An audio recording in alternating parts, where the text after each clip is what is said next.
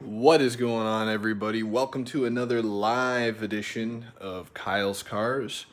And I'm going to try and structure this a little bit.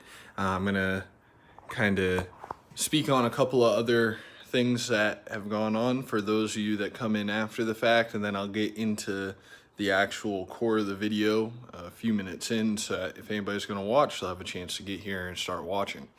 So the first thing I wanted to just talk about is my first court appearance. If you looked at my other video of I'm being sued, had my first court appearance.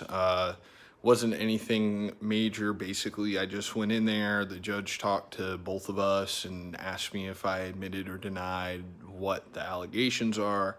I, of course, denied them. I think the judge was leaning pretty strongly towards just dismissing it right there, but he decided to go ahead and kind of let it play out a little bit.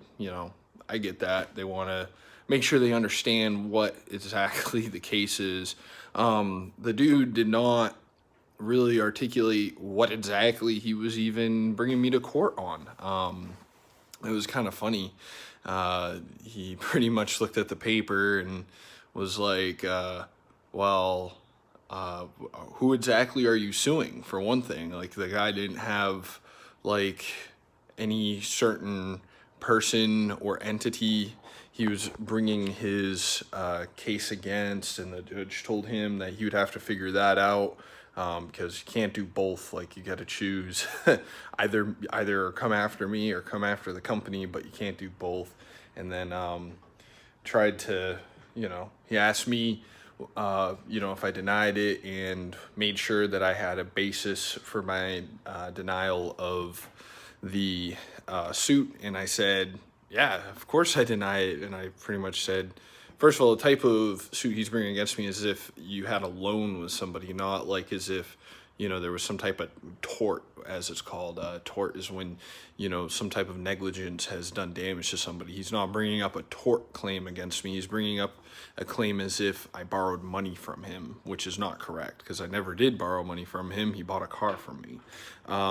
So, I pretty much said, just based on that, I deny it. And on top of, there's no actual claim here. He's just saying he bought a car and he wants more money back than he even paid for the car.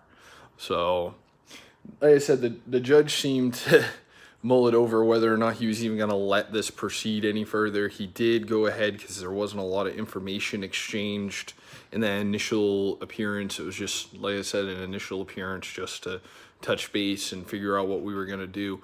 And that's all that's happened, and I won't really have anything else going on with that until like April. But it's not looking very good for him. The judge, because he's not represented by a lawyer. If it had been represented by a lawyer, it would have been thrown out right away because of the way it's filed and everything. But because he's not represented by a lawyer, they're going to give him a chance to try and set it up a little bit better. But I just wanted to touch on what's going on with this van. So this van right here is an E350, has a 6-liter Power Stroke diesel in it. And the owners asked me to take a look at this because it's a work van, obviously, but it was having a little bit of trouble in cold weather. When it first starts up, it seems like it's running really rough, and they just weren't quite sure what was going on with it. They went ahead and already had bought glow plugs. Somebody had told them that it needed glow plugs, so they went ahead and bought new glow plugs for it. I brought it here and just popped the doghouse off it just to make sure there wasn't like some type of obvious issue going on with the glow plugs. And I'll try and show you real quick here what we got going on. Hang on. Oops. We'll flip the camera around. We'll go in here. So this is the back of the engine. It's in a van, so you get into it from inside. We'll turn on some light here.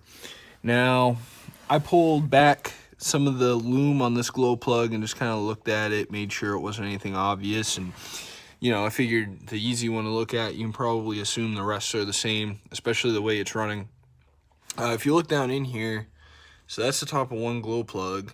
And you got to get that loom off. It's on there pretty tight all the way up into that little cavity. and that's on both sides. So I guess typically what happens with these is they pull the body of the van off to do it. And I decided rather than getting too deep into this and costing the owners of this van too much money, I would go ahead and scan it, make sure that we actually have a problem with the glow plugs. The Ford computer system can actually tell you, and it can test the glow plugs, make sure they're all coming up to temperature.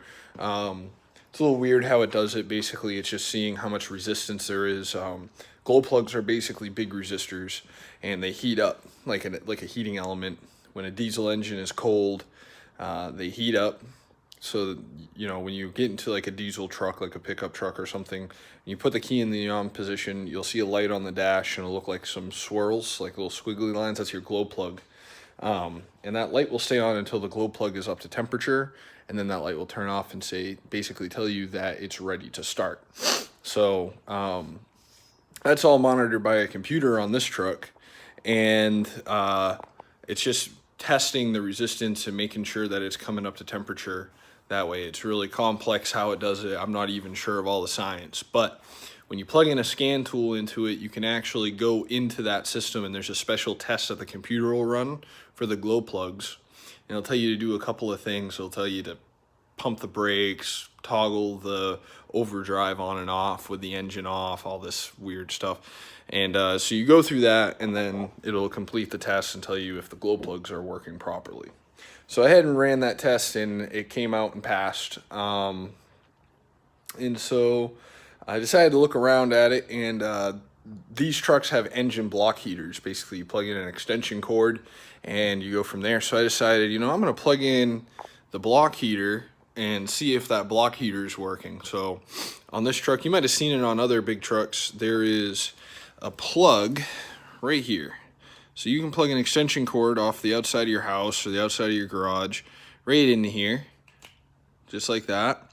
And then overnight, you just leave it plugged in all night, and then you come out and it has the coolant at least a little bit warm from being plugged in all night, right? Cool. So I go ahead and I plug this in, and I'm hearing like a buzzing noise when it's plugged in. And I'm wondering to myself, well, what the heck is causing that?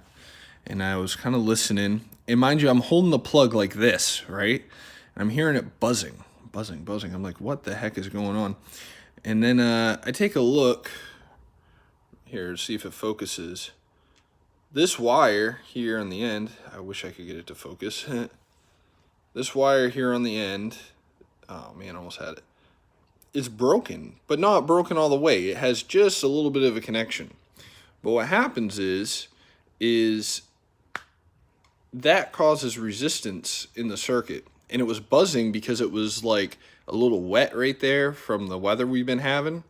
And it was getting hot and boiling off that water because that wire was getting so hot. So every time they've had this plugged in, they were actually a fire hazard.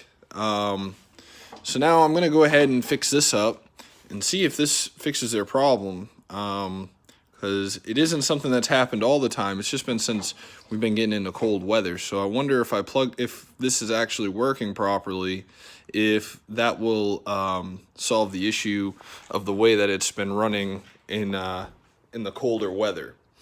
So I almost got shocked to shit from that cord, and I'm very glad that it narrowly avoided that.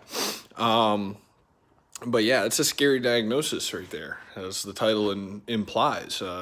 That's running on 110 house electricity. That's a whole different type of system than car electricity, and that stuff can cause some big problems if it's not right. And Jorge's here. He said, "Hey, what's up, buddy?" And he asked me if I'm a diesel mechanic. I can work on anything, but I would say probably 60% of what I work on that actually makes me money, that pays my bills, is diesel equipment. Whether it be tractors, whether it be pickups, whether it be big trucks or dump trucks. Work on a lot of diesel stuff. Not too many vans that are diesel. This is kind of rare. It's kind of weird to drive too, honestly.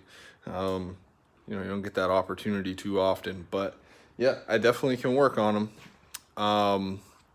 But yeah, I know that, you know, this is like the middle of the afternoon on a Wednesday, so I know that some of you might be not able to watch this while it's live, so try to keep this as good and free flowing as possible.